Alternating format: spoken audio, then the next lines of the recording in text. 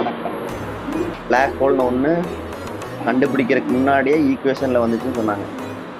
எப்படின்னா மாசு ஒரு ஸ்பேஸ் டைம் கர்வேச்சரில் ஒரு டிப்பை க்ரியேட் பண்ணுதுன்னா அதோட டென்சிட்டி வந்து எவ்வளோக்கு எவ்வளோ இன்க்ரீஸ் ஆகுதோ அவ்வளோக்கு அவ்வளோ அது வந்து எப்படி சொல்கிறது, அட்ராக்ஷன் ஃபோர்ஸ் வந்து கிராவிட்டி ஃபோர்ஸ் வந்து அதுக்கு அதிகமாகிட்டே இருக்கும்.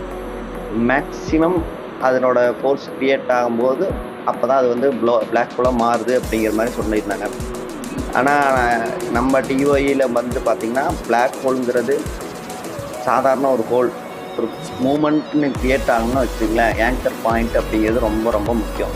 என்னென்ன மூமெண்ட் நமக்கு தெரியும், ஆங்குலர் மூமெண்ட் தெரியும், ஆசிலேஷன் மூமெண்ட் தெரியும், வேவி மூமெண்ட் தெரியும், இந்த மாதிரி ஏகப்பட்ட மூமெண்ட் நமக்கு தெரியும். இந்த எல்லாத்துக்கும் பாருங்கள், எல்லா மூமெண்ட்லையுமே பாருங்கள் ஆங்கர் பாயிண்ட்னு ஒன்று இருக்கும். ஆங்குலர் மூமெண்ட்னா சென்டர் பாயிண்ட்னு ஒன்று இருக்கும். அந்த சென்டர் பேஸாக வச்சுக்கிட்டு தான் அது ஆங்கர் ரவுண்டாக ரொட்டேட் ஆகும். அதே மாதிரி ஆஸ்லேஷன்னாலும் ஒரு சென்டர் நம்ம அது நமக்கு தெரியலினாலும் அந்த சென்டரை வச்சுட்டு தான் அந்த ஆர்க்கில் ஆஸ்லேஷன் ஆகும்.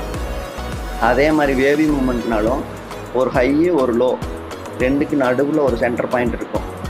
எந்த அளவுக்கு ஹை போகுதோ அந்த அளவுக்கு லோ போகணும், அப்போ தான் அது வேவி மூமெண்ட்டாக இருக்கும். இப்போது யூனிவர்ஸுக்கு ஆங்கர் பாயிண்ட் எங்கே இருக்குது, யூனிவர்ஸோட ஆங்கர் பாயிண்ட்டை கண்டுபிடிக்க முடியலன்னு தான் நமக்கு யூனிவர்ஸுக்கு ஒரு ஷேப்பே இல்லாமல் இருக்குது. ஆனால் யூனிவர்ஸுக்கு ஆங்கர் பாயிண்ட் இருந்து தான் ஆகணும்.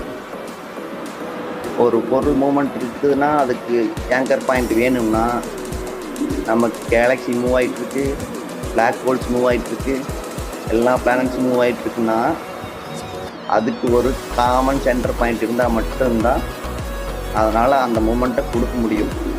இப்போ இதில் ட்ராவல் பண்ணுறோன்னா வச்சுங்களேன், ட்ராவல் பண்ணுறோன்னு தெரிஞ்சாலே நமக்கு என்னென்ன இருக்குது, டிஸ்டன்ஸ் வந்து சேஞ்ச் ஆகிறது இருக்குது, எதை பொறுத்து இருக்குது, டைமை பொறுத்து மாறுற மாதிரி இருக்குது. டைமை பொறுத்து மாறணுன்னா டைம் ஜீரோன்னு ஒன்று வேணும். அதே மாதிரி டிஸ்டன்ஸ் மாறுறோன்னா x0ன்னு ஒன்று வேணும். இதே பிரபஞ்சத்துக்கு எடுத்துக்கிட்டிங்கன்னா, யூனிவர்ஸுக்கு எடுத்துக்கிட்டிங்கன்னா, யூனிவர்ஸில் அப்படி ஒரு கான்செப்ட் இல்லை, அப்படி ஒன்று இல்லை அப்படிங்கிறாங்க. எப்படி எதனாலன்னா அந்த ஆங்கர் பாயிண்ட்டை கண்டுபிடிக்க முடியல, அதனால் அதுவே எமர்ஜ் ஆகிட்டு இருக்குது. ஸ்பேஸும் டைமும் அதுக்குள்ளேயே, அதாவது இது வந்து நம்ம மில்கிவே கேலக்சியும் ஆண்ட்ரோமேடா கேலக்சியும் விலகிட்டு இருக்குதுன்னா, இதுக்கு விலகிறதுக்கு ஒரு ஆங்கர் பாயிண்ட்டை கண்டுபிடிச்சா தான் இந்த பாயிண்ட்லேருந்து இது இவ்வளோ நேரத்தில் இவ்வளோ தூரம் போயிருக்கு, இந்த பாயிண்ட்லேருந்து இது இவ்வளோ தூரத்தில் போயிருக்கு அப்படின்னு சொல்கிறாங்க. இந்த ஆங்கர் பாயிண்ட் இல்லாதனால இது ரெண்டு விலகுதுன்னு மட்டும்தான் தெரியுது.